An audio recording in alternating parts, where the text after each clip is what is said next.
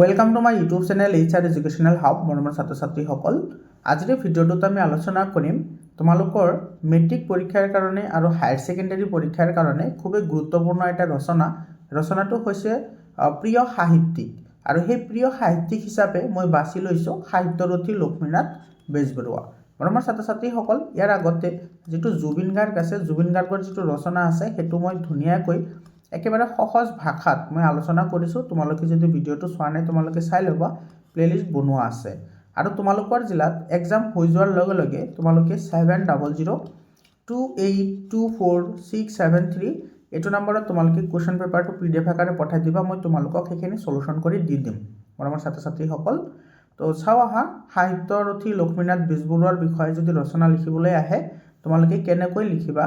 তোমালোকে video' pause কৰি কৰি লিখি ৰাখিব পাৰা, নাইবা তোমালোকে স্ক্ৰীনশ্বট মাৰি ৰাখিব পাৰা। পিছত তোমালোকে এইখিনি এবাৰ চকু ফুৰাই চাই যাব পাৰিবা এক্সামৰ আগতে। তেতিয়াতো চোৱা, আৰম্ভণিত তুমি কি লিখিবা? লক্ষ্মীনাথ বেজবৰুৱা অসমীয়া যুগ সৃষ্টিকাৰী লেখক আছিল। বৈষ্ণৱ যুগৰ পিছত আধুনিক যুগৰ আৰম্ভণিৰ পৰা দ্বিতীয় মহাযুদ্ধৰ আগলৈকে প্ৰায় অৰ্ধ শতাব্দীকাল অসমীয়া সাহিত্যত বেজবৰুৱাৰ যুগ বুলি ক'লেও অত্যুক্তি নহয়, মানে এইটো আমি ক'ব পাৰোঁ। তাৰপিছত তোমালোকে এনেকৈ লিখিবা, বেজবৰুৱা অসমৰ এটা ঐতিহ্যমণ্ডিত অভিজাত পৰিয়ালৰ বংশধৰ। তেওঁৰ পিতৃ দেৱতা ডাঙৰীয়া দীননাথ বেজবৰুৱা শেষ আহোম স্বৰ্গদেউ পুৰন্দৰ সিংহৰ ৰাজবৈধ্য আছিল। ব্ৰিটিছৰ দিনত তেখেতে প্ৰথমতে চিৰস্তাদৰ আৰু পিছত মুন্সিক হৈছিলগৈ। দেউতাক নগাঁৱৰ পৰা বদলি হৈ নাৱেৰে সপৰিয়ালে বৰপেটালৈ ভটি আহোঁতে বাটত নগাঁৱৰ আহতগুৰি নামে ঠাইত নাৱৰ বুকুতে লক্ষ্মীনাথ বেজবৰুৱাৰ জন্ম হয়। লক্ষ্মীনাথ বেজবৰুৱাৰ নিজৰ ভাষাকে ক'ব লাগিলে সেয়ে তেখেতে ভূমিষ্ঠ নহয়, নৌকাস্থহে হৈছিল। এটা চোৱা, ভূমিষ্ঠ মানে কি?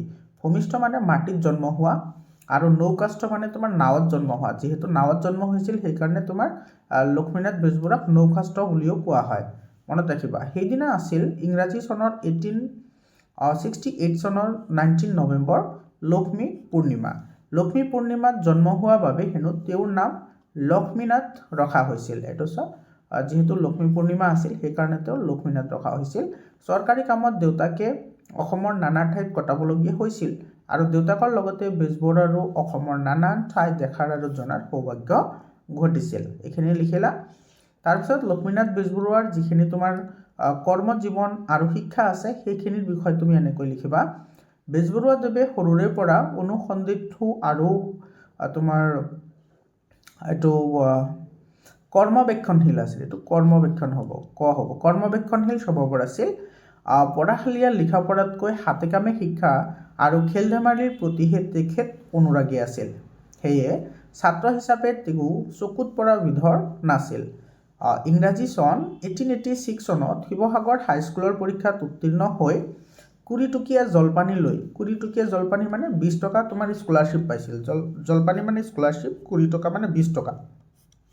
তেখেতে কলিকতাৰ কলেজত পঢ়িবলৈ যায় আৰু 1908 খ্ৰীষ্টাব্দত, এইটো খ্ৰীষ্টাব্দ হ'ব, খ্ৰীষ্টাব্দত কলিকতা বিশ্ববিদ্যালয়ৰ পৰা তেখেতে স্নাতক উপাধি লাভ কৰে।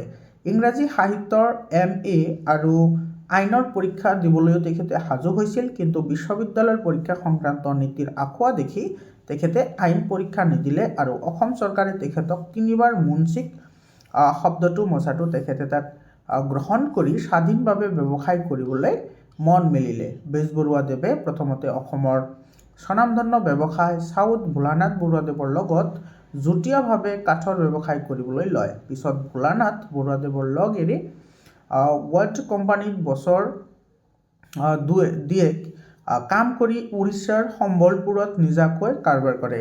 আগৰ দৰে আই নহ'লেও এই কাৰবাৰ কৰিয়ে তেখেতে সচ্ছলতাৰে চলিব পাৰিছিল।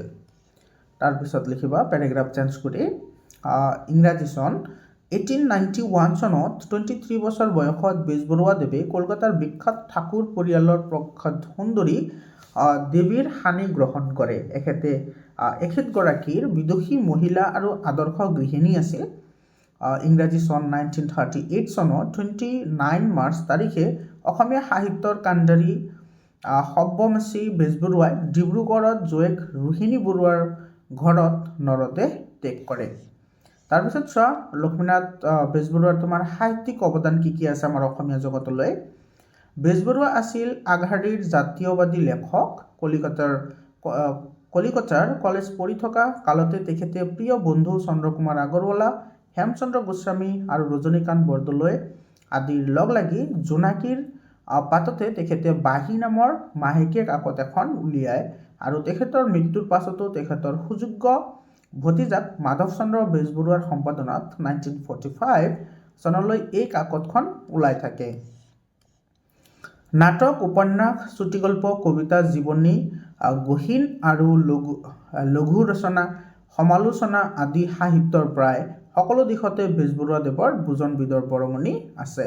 চক্ৰধৰ সিংহ, বেলিমাৰ, জয়মতী আদি তেখেতৰ উল্লেখযোগ্য নাটক। জয়মতী নাটকৰ তোমাৰ ডালিমী তেখেতৰ অনবদ্য সৃষ্টি। সুৰভি, জোনবিৰি, সাধুকথা, কুকি, তাৰপিছত আছে তোমাৰ কহুকলি তেখেতৰ চুটিগল্পৰ সংগ্ৰহ। তেখেত অসমীয়া সাহিত্যৰ প্ৰথম চুটিগল্পৰ লেখক। এই কথাটো তোমালোকৰ এছামিছৰ যিটো শ্বৰ্ট কুৱেশ্যন আহে, 1 মাৰ্কৰ কুৱেশ্যন আহে, তেতিয়াও কিন্তু এই প্ৰশ্নটো আহে যে তোমাৰ প্ৰথম অসমীয়া চুটিগল্পৰ লেখক কোন হয়। এইটো প্ৰশ্ন আহি থাকে এক্সামত। অসমীয়া সাধুকথাৰ সাজত ঢালি ইংৰাজী চুটিগল্প আদৰ্শত তেখেতে এইবিধ সাহিত্য সৃষ্টি কৰিছিল। নাটক আৰু চুটিগল্পৰ উপৰিও ডাঙৰীয়া দীননাথ বেজবৰুৱা, শ্ৰী শ্ৰী শংকৰদেৱ মাধৱদেৱ, মোৰ জীৱন সোঁৱৰণ আদি জীৱনী গ্ৰন্থ, পদুম কুঁৱৰীৰ উপন্যাস আৰু কদমকলি নামৰ এখন কবিতা পুথি ৰচনা কৰিছিল। তাৰপিছত চোৱা তথ্যকথা, কৃষ্ণকথা, বাখৰ, কামত কৃতিত্ব লভিবৰ সংকেত, ভগৱত কথা আদি তেখেতৰ গহীন ৰচনা। ককা দেউতা আৰু নাতি ল'ৰা, বুঢ়ী আইৰ সাধু, পুৰণি সাধুকথাৰ সংগ্ৰহ, জুনুকা এখন শুৱলা শিশু গ্ৰন্থ।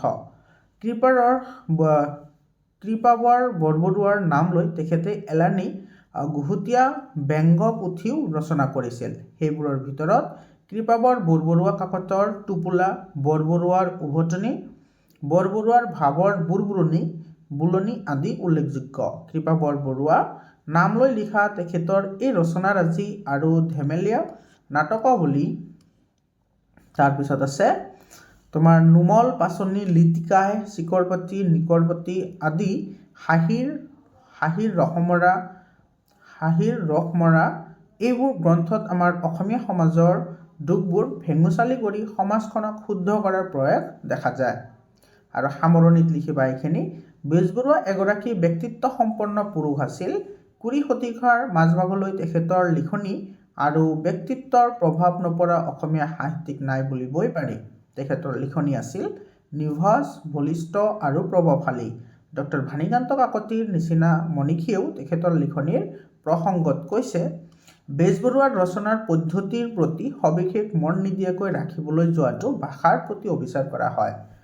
বেজবৰুৱাদেৱৰ মৃত্যু এটা জাতীয় ক্ষতি। সেই ক্ষতিৰ পূৰণ হ'ব যেতিয়া আমাৰ নতুন পুৰুষসকলে তেখেতৰ আদৰ্শ অনুগমন কৰি ন সৃষ্টিৰে ভাষা জননীৰ বেদীলৈ বিবিধ অৰিহণা আগবঢ়াব।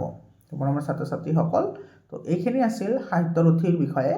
আৰু এছামিছৰ তোমালোকৰ যিমানকেইটা চেপ্টাৰ আছে 100% চেপ্টাৰৰ chapter wise question answer, inside question, লগতে গ্ৰামাৰ পাৰ্ট, যিখিনি তোমাৰ টেক্সচুৱেল গ্ৰামাৰ আছে অৰ্থাৎ চেপ্টাৰৰ লগত যিখিনি গ্ৰামাৰ আছে এইখিনি ইনক্লুড কৰি মই 100% চেপ্টাৰত আপলোড কৰি থৈছোঁ। তো তোমালোকে যদি চোৱা নাই তোমালোকে সেইবোৰ ভিডিঅ' চাই ল'বা। যদি কোনো চেপ্টাৰত যদি তোমালোকৰ অলপ প্ৰব্লেম আছে তোমালোকে সেইবোৰ চেপ্টাৰ চাই ল'ব পাৰা, ডেফিনেটলি তোমালোকৰ সহায় হ'ব। আৰু জুবিন গাৰ্গৰ লগত এই ৰচনাটো দিলোঁ। বাকী যিখিনি গ্ৰামাৰ পাৰ্ট আছে ডেফিনেটলি মই 100% কভাৰ কৰিম। তোমালোকে চেনেলটো ছাবস্ক্ৰাইব কৰি হোৱাটছআপ গ্ৰুপত জইন হ'বলৈ নাপাহৰিবা। হোৱাটছআপ গ্ৰুপৰ যিটো লিংক আছে সেইটো মই কমেণ্ট ছেকশ্যনত দি দিছোঁ। আৰু কামৰূপ মেট্ৰ' জিলাৰ যিটো ছায়েন্সৰ এক্সাম হৈ গৈছে সেইটোত কুৱেশ্যন পেপাৰ মই অলৰেডি আপলোড কৰিছোঁ, তোমালোকে চাই ল'বা। তাৰে পৰা বহুত কুৱেশ্যন কমন পাবা। আৰু তোমালোকে যদি ছায়েন্সৰ, এছামিছৰ, ছ'চিয়েল ছায়েন্সৰ যদি ই বুক লাগে তোমালোকে ই বুকো ল'ব পাৰিবা। একেবাৰে কম দামত ই বুক পাবা, য'ত মই 100% কণ্টেণ্ট মই কাভাৰ কৰিছোঁ। তোমালোকে যদি সেইখিনি পঢ়িব পাৰা ডেফিনেটলি তোমালোকৰ বহুতখিনি কনচেপশ্যন ক্লিয়াৰ হ'ব। তো আজিৰ কাৰণে এইখিনিয়ে। আকৌ লগ পাম বেলেগ এটা ভিডিঅ'লৈ। ধন্যবাদ।